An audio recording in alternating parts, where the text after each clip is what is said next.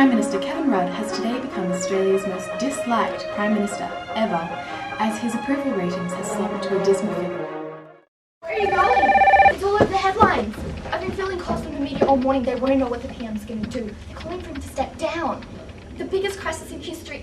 You're supposed to fix this. Where are you going? We have to take care of some business. Out of the office. Out of office meetings. It's really hot, so must go. Bye.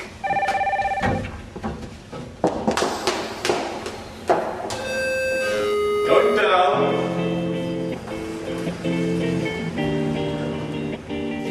We'll just treat it like it's just another regular day. Oh, just another day where our careers are hanging by a thread unless we can fix this problem. Well, if you put it like that, Captain Optimism. Anyway, it's not good. Not good at all. Vera, I don't understand what's happened. What could make them all hate us so fast? Maybe it was making Mandarin the official language of Australia, Maybe it was banning all sports in Australia except for cricket and croquet. or outlawing the wearing of thongs, Or making beer illegal. or spending half the federal budget on Big Kev, the 100-metre tall Kevin Rudd, built where the Sydney Opera House was demolished.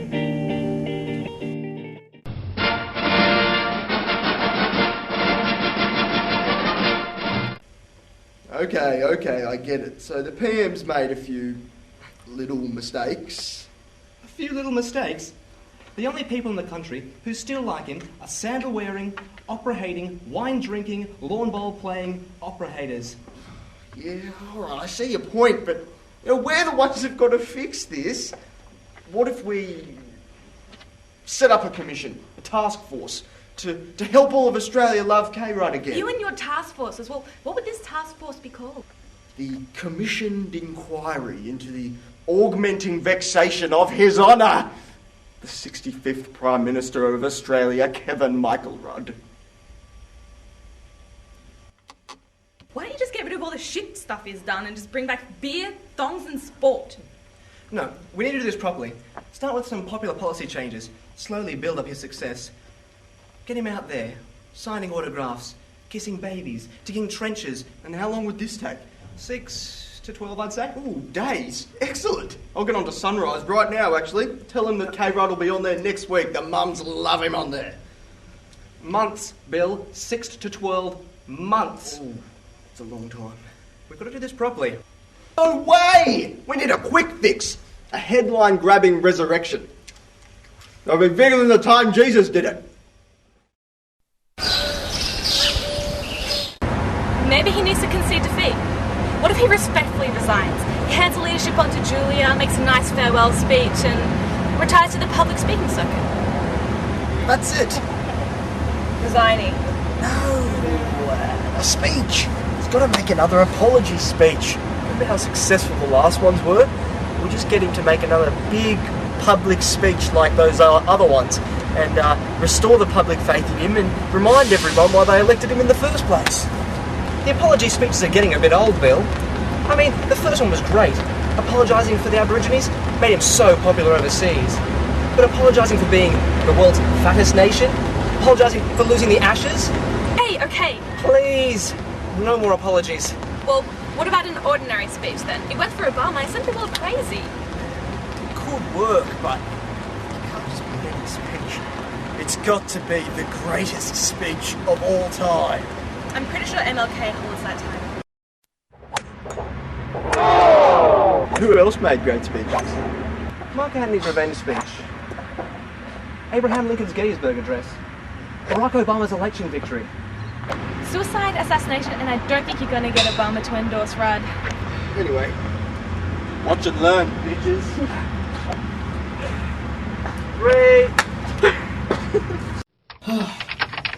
What a busy day. I'm knackered. Oh yeah, this crisis. So how are we going to make K-Rudd as popular as Anthony and King and Lincoln and them? Well, what made all these speeches the greatest speeches? Well, they're all made at the greatest points in time. After Caesar's death, during the Civil War, and to call for equality and change. Yeah, and all the men were hugely charismatic, popular, and wonderful speakers. And of course their speeches were literary genius. How's Kevin supposed to compete with that? His speech won't be very historic, and You know, he's got that annoying nasally voice. And we're the ones writing his speech. I mean, I'm mildly dyslexic. Well, how about we at least try, Bill, before we have to try something drastic?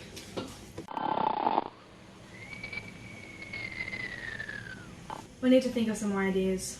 I need something big, something moving, something drastic. Something to save our jobs.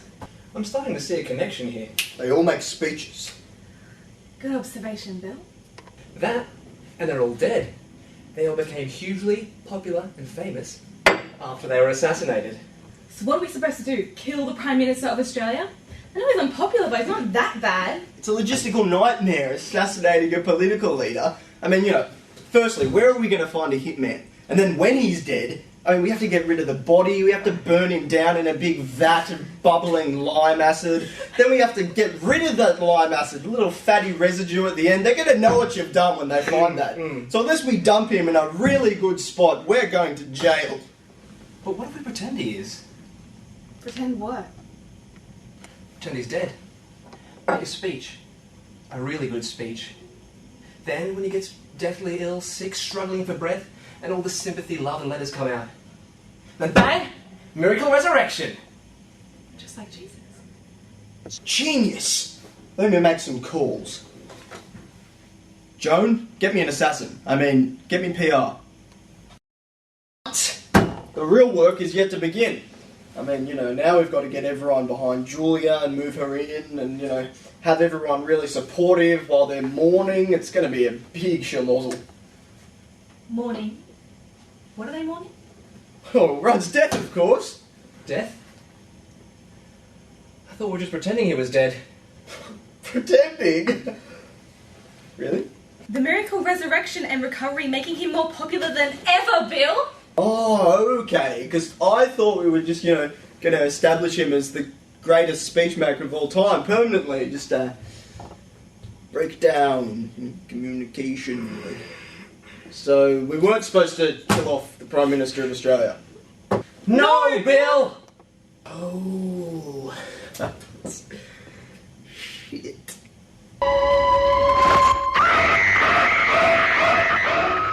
Tonight, the nation mourns and remembers our 65th Prime Minister, the Honourable Kevin Rudd, who is now considered the best Prime Minister Australia has ever seen. Tributes have been pouring in after the tragic death of Mr. Rudd, following his speech that is now considered the best speech of all time.